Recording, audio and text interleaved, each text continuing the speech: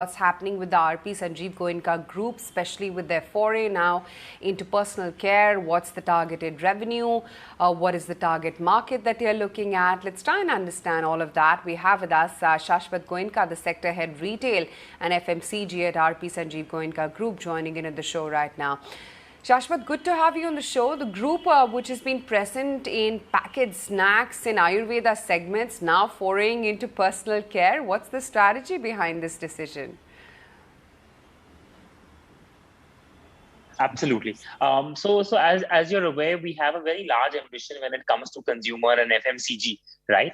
And this is just a step in that direction. So, like you rightly mentioned, we do have a presence in snacks through both our brands, Yum and Evita. We also have a significant presence in the Ayurveda space through Dr. Vedya's, which is a brand we acquired a few years ago.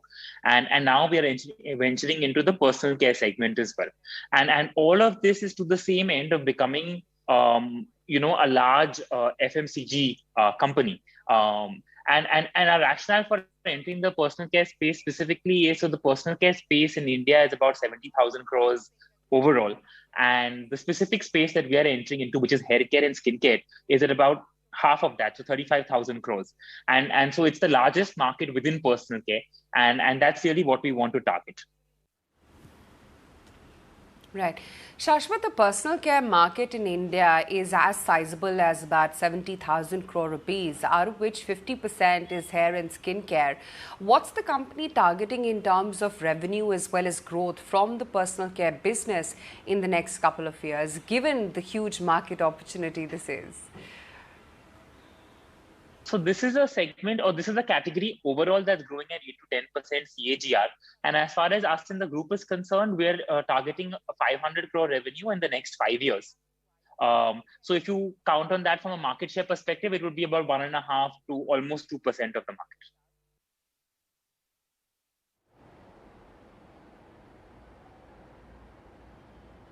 All right, Shashwat, what market share is the company targeting now that it's made this foray?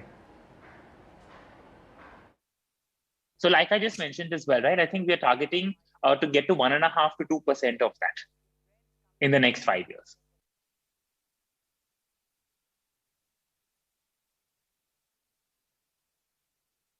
Now, this space has already seen. All right, so this space has already seen quite a bit of competition.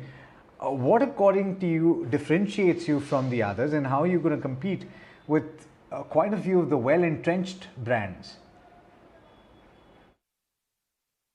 So you're right. There's a lot of competition, right? So in this space, we'll be competing with the likes of Himalaya, Dove, Clinic Plus, Pond's, Clean and Clear, all of them, right? And I think our key differentiation is it's a natural-led brand. So it's a brand which is taken two key ingredients, and we've developed a super blend technology where we combine one new age ingredient which solves a particular problem with one ingredient which is an age-old wisdom type of an ingredient which has been used over the generations to solve that same problem, and created a super blend. And it's a product that's extremely efficacious. As per our initial consumer and clinicals, we have got very good responses on all of these products. So for example, if you look at our hair fall arrest shampoo, right? It's a shampoo which has the age-old ingredient Bhringraj mixed with a newer age ingredient red onion. And we've seen up to 97% reduction in hair fall from very initial use. So that's that. The other good thing is our entire range is free from harmful chemicals. So there is no sulfates, no parabens, no formaldehydes, no mineral oils, no phthalates, and all of these are not good for your skincare or hair care. And what really sets us apart is the fact that beyond being ingredient led and having removed these harmful chemicals, we are extremely affordable, and we are at price parity when it comes to all of the competition that I named earlier. To get a natural product at this price point, which is efficacious, I think that's really what differentiates us, and that's really what our USP is. Right. Also, Shashwat, wanted to understand what is your target audience currently and the target consumer group, and also how is it that you're pricing your products as opposed to your peers?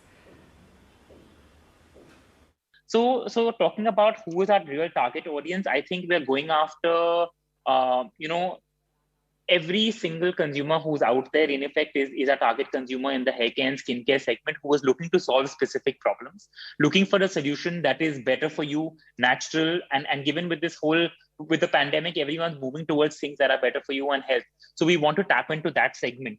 But essentially, millennial Gen Z consumers who understand the need to go more natural, but yet want quick results in a way, almost like instant gratification, and so therefore are looking for a product that's natural yet effective, and also not very heavy on the pocket, right? And so we have 9 unique products, 21 different SKUs, and so for example, our 80 ml shampoo is priced at 70 rupees, just to give you a perspective of where we are vis-a-vis the competition. Currently looking at launching hair care as well as skincare products, what are the other categories that we can expect from you and a foray into going forward? So I think when we look at our larger FMCG strategy, it's built around multiple pillars. Of course, snacks is one of them. Ayurveda is another. Personal care is a third. There are a couple of others, but we want to first grow and establish a presence in these categories before we venture into newer categories. And you will very soon hear from us on what next it's going to be. All right. But how do you plan to grow this segment? Any inorganic growth that you're planning? Any acquisition? So if you really look at it today itself, right, while Tuyam was organic, Evita was an acquisition. Our entry into Ayurveda was through an acquisition of Dr. Vaidya's. Naturally is our organic entry into the space of personal care. And going forward across FMCG and in these categories as we grow and expand, there will be a combination of both greenfield as well as brownfield ventures.